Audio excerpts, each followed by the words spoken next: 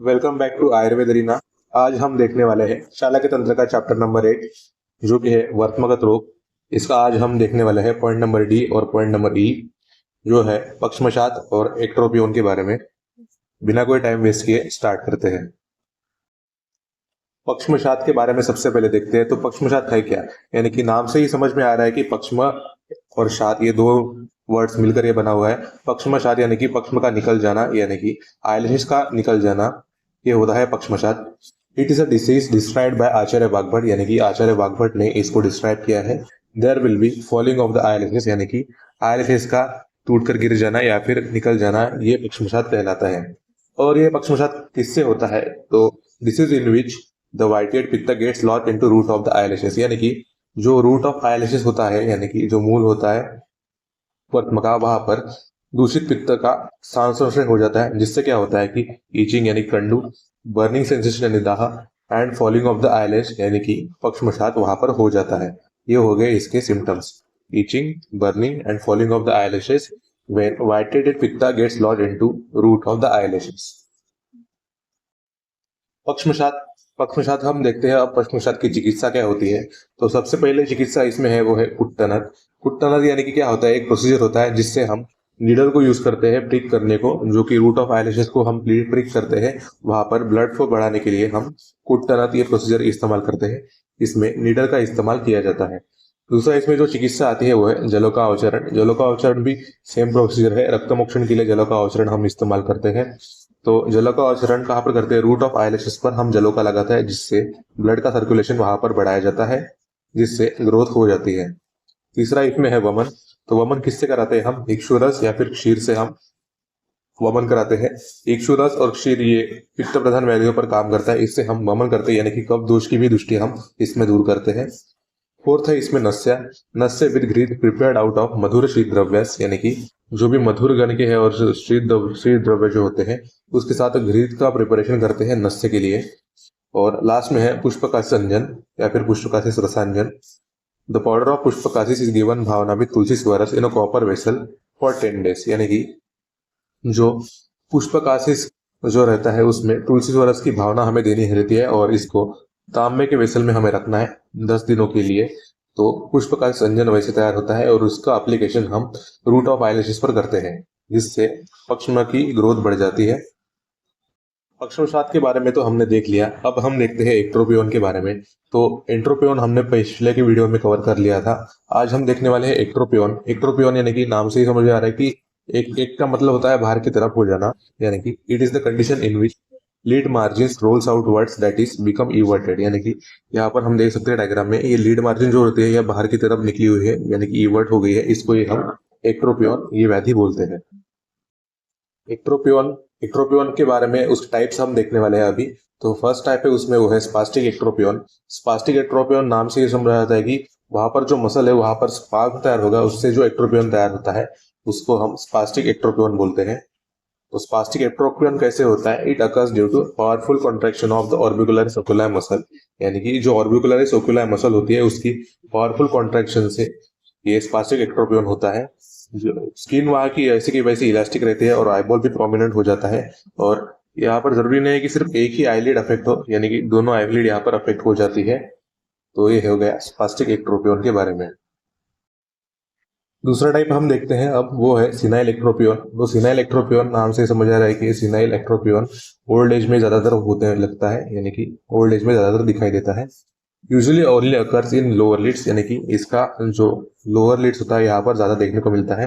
किससे होता है? तो laxity of the tissue of the eyelids and due to loss of tone of orbicular ocular muscle, यानी कि जो भी ऑर्बिकुलर ओकुलर मसल होती है उसकी टोन यानी कि जो इलास्टिसिटी स्ट्रेंथ होती है उसमें लूज कर जाती है और इसमें लैक्सिटी आ जाती है टिश्यू में, जो कि आईलिड्स में प्रेजेंट रहता है। इसकी वजह से सिनाइल एक्ट्रोपियोन होता है। तीसरा जो टाइप हम देखने वाले हैं वो है पैरालिटिक एक्ट्रोपियोन। तो पैरालिटिक एक्ट्रोपियोन ये भी हम पैरालिसिस से कंपेयर करते हैं। तो जो वन साइड पे होता है पैरालिसिस, उसमें ये कॉमनली देखने को मिलता है पैरालिटिक एक्ट्रोपियोन, जिसमें एक साइड की आइज का बाहर आ जाता है आईलिड्स और दूसरे साइड का नॉर्मल रहता है। It mainly occurs in the lower eyelid, यानी कि लोअर आईलिड्स में ज्यादातर देखने को मिलता है।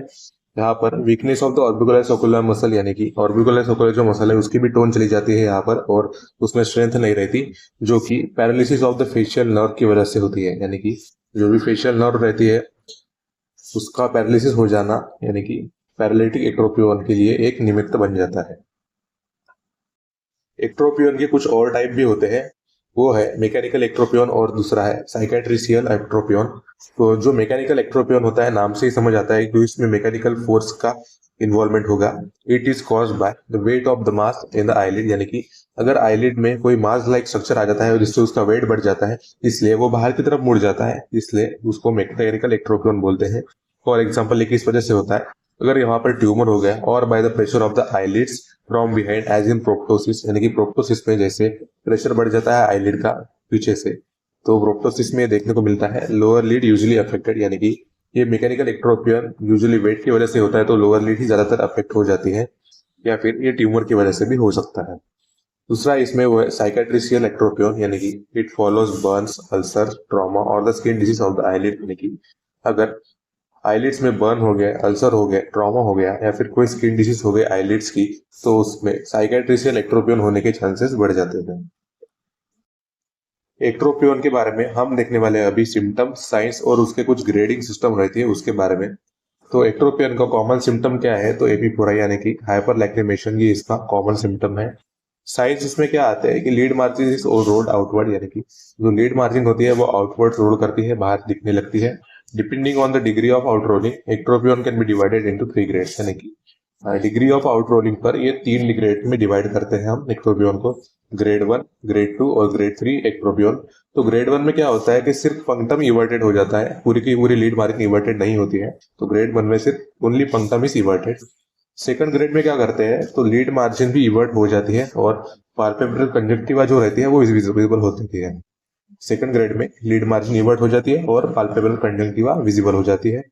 थर्ड ग्रेड में क्या होता है कि फॉर्निक्स भी विजिबल हो जाता है, लीड मार्जिन तो इवर्टेड होती ही है लेकिन फॉर्निक्स भी विजिबल हो जाता है और पाल्पेबल कंजक्टिवा भी दिखाई देता है। तो ये हो गया एक्ट्रोपियन के ग्रेड 1, ग्रेड 2 और ग्रेड 3 के बारे में। अब हम देखते हैं जो एक्ट्रोपियन होता है उसकी ट्रीटमेंट के बारे में। तो एक्ट्रोपियन के जो ट्रीटमेंट होते हैं वो की अंडरलाइंग एटियोलॉजी पर डिपेंड करती है। सर्जिकल मैनेजमेंट एक्ट्रोपियन के अब हम देखने वाले हैं। तो जो मोस्ट कॉमन पाया जाता है वो है सिनाइल एक्ट्रोपियन, जो कि ओल्ड एज में दिखाई देता है। सिनाइल एक्ट्रोपियन को कैसे हम ट्रीट करते हैं, विथ हॉरिजॉन्टल लीड शॉर्टनिंग, यानी कि जहां पर एक हॉरिजॉन्टल पर जो लीड होती है उसको शॉर्ट किया जाता है एक्सिजन की वजह से। This is achieved either by excision और टार्सोकंजक्टिवल वेज और with the lateral canthal sling procedure.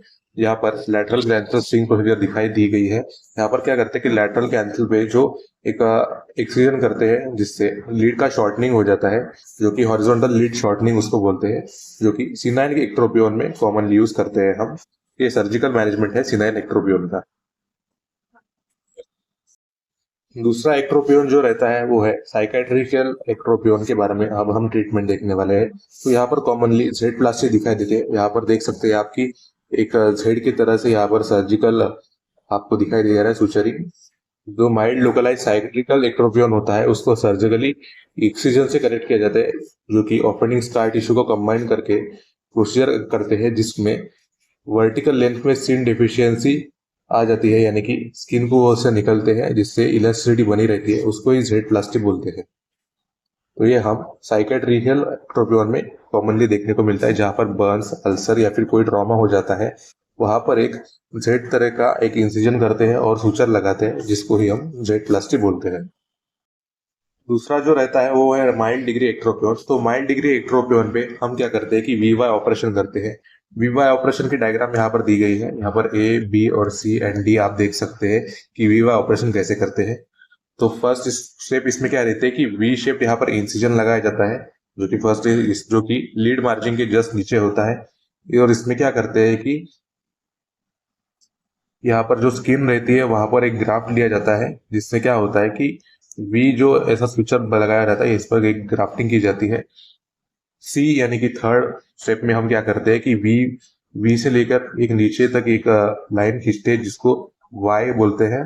ये हो गया वी और ये हो गया वाई, और यहाँ पर बाद में उसको सुचर करते हैं जो कि हो गया वी वाई ऑपरेशन। इसको ही वी वाई ग्राफ्टिंग या फिर वी वाई सुचरिंग पैटर्न बोलते हैं, जो कि माइल्ड डिग्री एक्ट्रोपियन पे ज्यादातर यूज किया जाता है।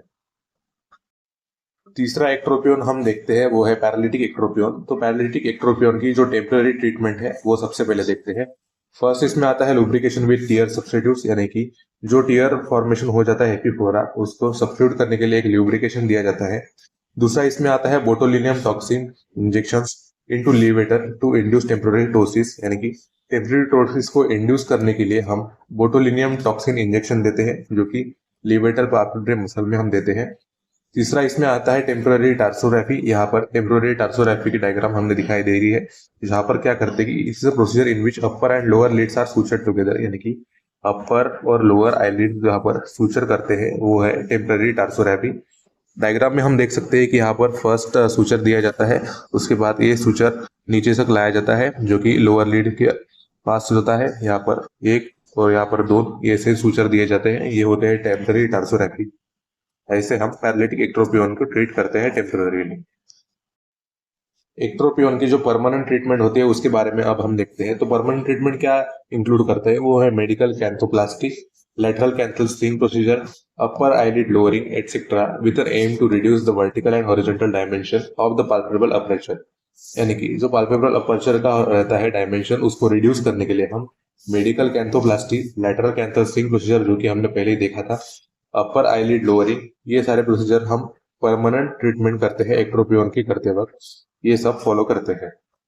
आज का वीडियो हमने कवर किया वो है पक्षमोचात और एक्ट्रोपियन के बारे में। पक्षमोचात और एक्ट्रोपियन के साथ साथ आप हमारा ये चैप्टर शालाक्य तंत्र का चैप्टर नंबर 8 यहाँ पर ही समाप्त होता है। ऐसे ही चैनल पर बने रहिए। आयुर्वेद रत्ना को जरूर सब्सक्राइब कीजिए और दोस्तों के साथ शेयर करना बिल्कुल ना भूलिए। Thank you for watching Ayurveda Ratna.